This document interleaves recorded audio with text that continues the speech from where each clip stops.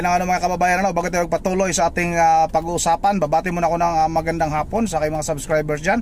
Sa aking mga viewers, maraming salamat sa inyong suporta. Shout out sa inyong lahat. Yun ang pasensya na, medyo naka-sleeveless tayo ngayon. Nasa labas tayo, napanood ko lang kasi itong video na ito at mukhang hindi tayo makapagpigil mga kababayan. Talaga namang tanga itong tao na ito. Itong si Carlo Dalisay mga kababayan ng Abante News Online ba ito? Talaga napakatanga naman talaga nito. Nasaktan ka ba nung sinabi ni Senador Dante Marcolita na tanga ka? Talaga namang totoong tanga ka.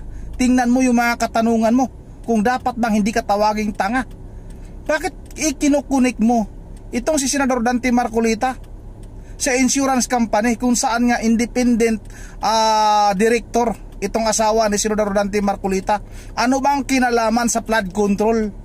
Wala na ba kayong ibang maibabato kay Senador Dante Marcolita? Kaya talaga naghahanap kayo ng butas? Kahit itong posisyon ng kanyang asawa na independent director ng insurance company mga kababayan, kung saan nga kumukuha ng insurance itong mag-asawang Diskaya, ikinukunik nila ngayon, ibinabato nila ngayon kay Senador Dante Marcolita. Dapat daw dumistansya. Yan siguro talaga ang gusto ng mga hinayupak na ito, na didistansya itong si Senador Dante Marcolita sa investigasyon ng flood control na ito. Itong flood control scandal mga kababayan, kasi nga napangalanan na itong si Speaker Martin Romualdez. At pag na-involve mga kababayan itong si Speaker Martin Romualdez sa flood control scandal na ito, ilang hakbang lang mga kababayan, nasa pintuan na nga ng Malacanang.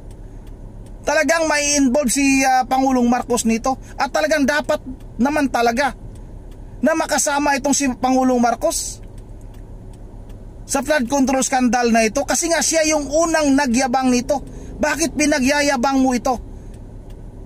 Natapos na itong 5,500 flood control sa buong bansa, at kasalukuyang marami pang ginagawa na malapit nang matapos.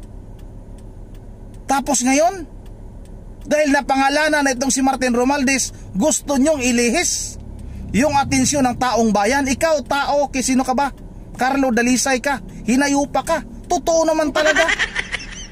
Natanga, katangahan lang yung mga katanungan mo. Animal kang tao ka. Akala mo ba maganda yung katanungan mo? Kahit sinong tao, kahit sabihin mong senador yan, kahit siguro yung presidente, tanungin mo pag anong katanungan ang gagawin mo, talagang magagalit. Mabuti nga tinawag ka lang ganyang tanga. Dapat talaga sira ulo ang tawag sa'yo niyan. Ayop itong mga tao na ito. Purkit ba nag-iimbestiga ng maayos si Senador Dante Marcolita? Kaya nga mga kababayan, talagang pilit nilang pinalitan itong si Senador Dante Marcolita bilang chairman ng Senate Blue Ribbon Committee. Kasi nga ito yung kanilang talagang binabalak mga kababayan, na ilihis itong totoong kwento. Imbis matutumbok na ang totoong tao, yung utak talaga ng controversial o pinaka-controversial na flood control scandal na ito, itong korupsyon na hindi lang milyon, hindi lang bilyon mga kababayan, kung hindi trilyon. Gusto talaga nilang ilihis. Gusto nilang iligtas itong si Pangulong Marcos sa pamamagitan mga kababayan na hindi pagsama nitong si Martin Romualdez. Hinayupak itong mga tao na ito. Bayad itong ito Isa pa itong bilyonaryo news mga kababayan. Ito yung mga di natin alam kung ano ba yung natatanggap nito. Dating mga ito talaga bumabatikos ito kay Pangulong Marcos.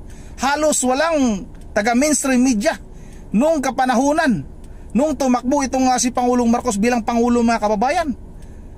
Yung taga mainstream media na lagi nakatutok sa panahon ng eleksyon ay itong SMNI, na ginawa naman itong traidor na si Marcos na ito, ay tinanggal naman yung prangkisa. Yung mga nakakatulong sa kanya noon mga kababayan noong panahon ng eleksyon, ngayon kanyang binabanatan. Katulad na lang nitong si Vice President Sara Duterte. Sa totoo lang hindi naman talaga manalo ito kung hindi ito nakipag-tandem kay Vice President Sara Duterte. Wala mabudol nito mga kababayan. Napakaraming tao na nabudol. At hindi nga, nako, nakakapanginit talaga ng dugo. Sino ba ito? Carlo Dalisay na ito? Tanga ka naman talaga eh. Ito mga kababayan, panuorin natin itong video na ito kung saan nga tinawag ni Senador Dante Marcolita na tanga itong isang news anchor na ito. Ito, sabay-sabay natin itong panuorin. At talaga mag-init din talaga yung inyong dugo mga kababayan. Sen, ano ho ba ang description nung binabanggit nyo kaninang independent director? Hindi rin nyo alam. Well, may mga idea ho kami, pero mas maganda ho sa inyo nang galing yan. Yung independent director, unang-una, wala kang pagmimay-ari sa isang kumpanya. Dapat ganon. Pangalawa, wala kang kinalaman sa management.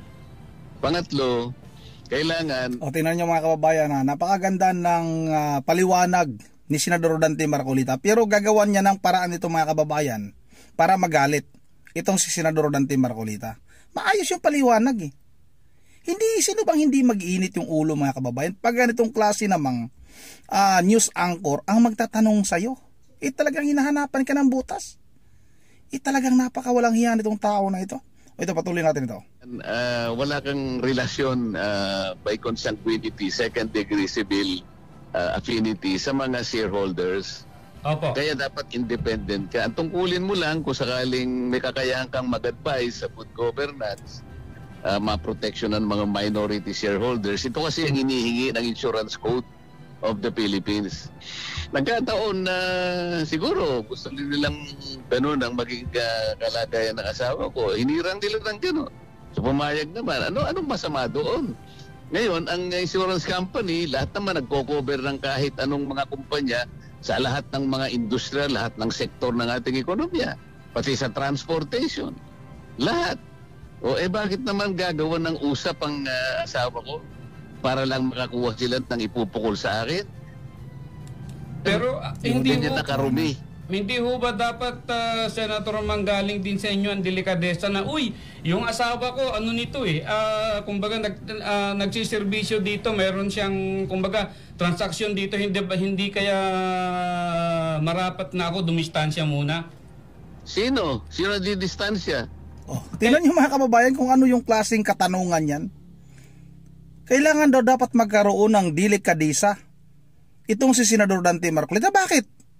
Yung insurance company ba ay may kinalaman ba sa korupsyon ng flood control? Insurance yan mga kababayan.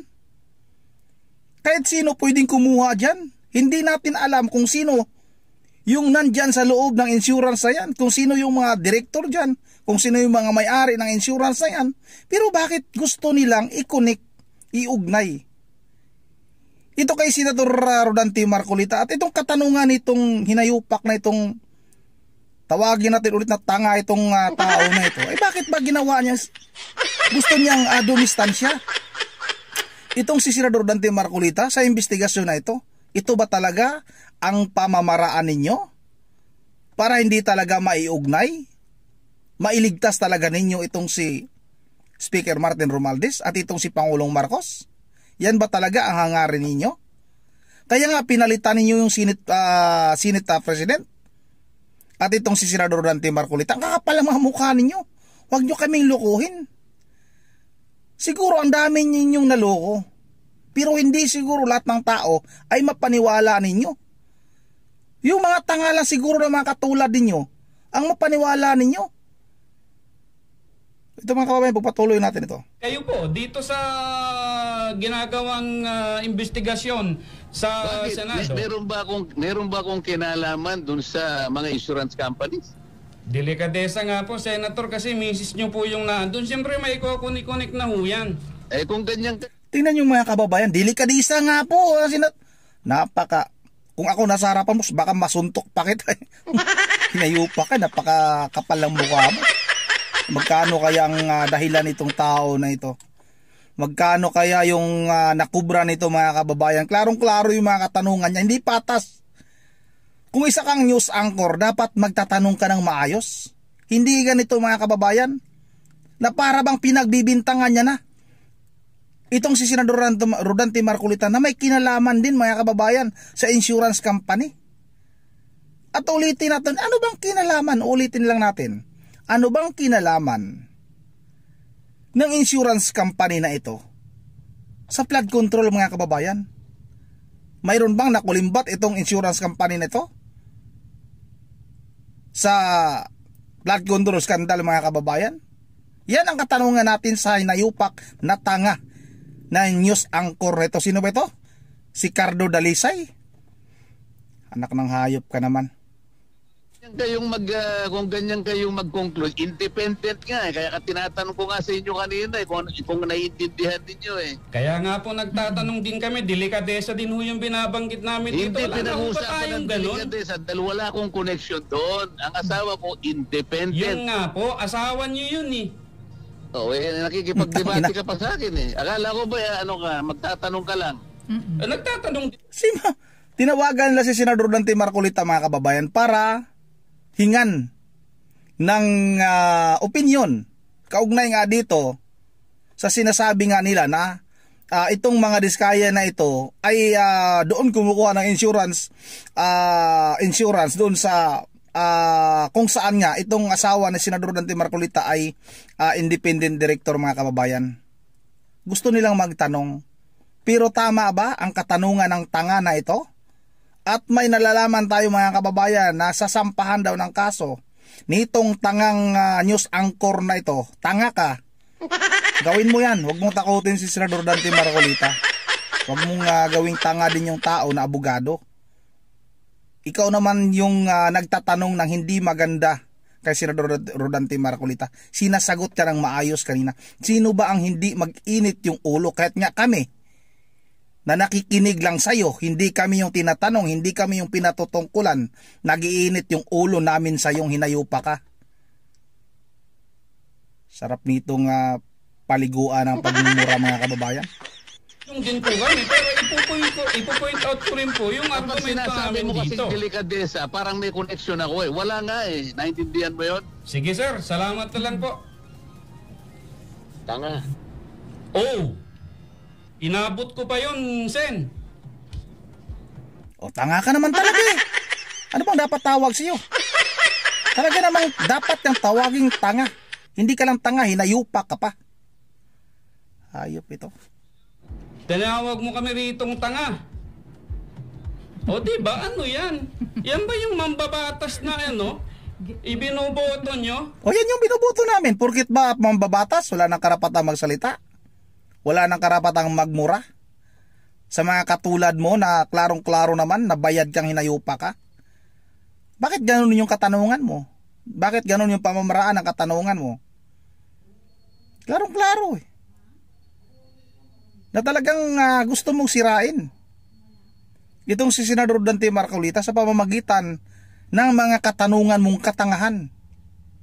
Binoto namin niya si Senador Rodante Marcolita. Wala kang karapatan dahil hindi ka bumuto. Anong sabi mo? Yan ba yung binoto ninyo? Di ba? Ikaw na rin mismo ang umamin, hindi mo binoto si Senador Rodante Marcolita kaya wala kang karapatan na bastusin. Hinayupa ka. Yun na nga mga kababayan, hindi na natin tapusin itong paliwanag nitong tanga na ito. Tanga naman talaga ito eh. Kahit ano sasabihin nitong tao na ito. So, nasa harapan lang kita, bakit? Nakakainit ng dugo mga kababayan, Pag mga ganitong klase, news anchor ka, tinawagan mo yung isang senador para humingi ka ng opinion, humingi ka ng paliwanag dahil controversial nga yan mga kababayan. Dahil idinawit nga, gusto nilang ikunik mga kababayan itong si Senador Rodante Marcolita sa insurance company kung saan nga independent director itong asawa ni Senador Rodante Marcolita. Pero mga kababayan, tama ba? Na siya mismo ang magsasabi? Sino ba siya magsasabi? Dumistansya ka. Dahil asawa mo yun, kailangan mo nang magkaroon ng delikadesa. Tanga naman itong reporter na ito, itong news anchor na ito. Yun ang dito lang muna at bago tayo magtatapos ay mag-shoutout lang muna ako at medyo matagal tayo hindi nakapag-shoutout. Shoutout tayo kay Ma'am Berje Religious ng Pulilan, Bulacan, kay Ma'am Joyce ng Japan, kay Maybelline Balikaw ng nakalimutan ko naman yung Ilocos Norte. Shout out na rin kay It's Me Kicks Tbix ba? Hirap basahin ha. Shout out na rin kay Juanito Molino. Shout out kay Balitar Jolito. Shout out na rin kay Johnny Vasi. Shout out na rin kay tapos na ito kay Josephine Malalis. Shout out kay Hieronimo Bonina. Shout out kay Marlene Policampio at kay Caprice. Shout out na rin kay Elizabeth Kilakil. Shout out kay Leoncio Gamad. At shout out na rin kay sa mga po ni Ma'am Bergie si Coco Dion Yuri at saka si Sagi. Shout out sa inyo dyan at kay Marilo Busa. Yun ang hanggang dito na lang muna at once again, this is Rondy TV mo. Ingat yung lahat. God save the Philippines.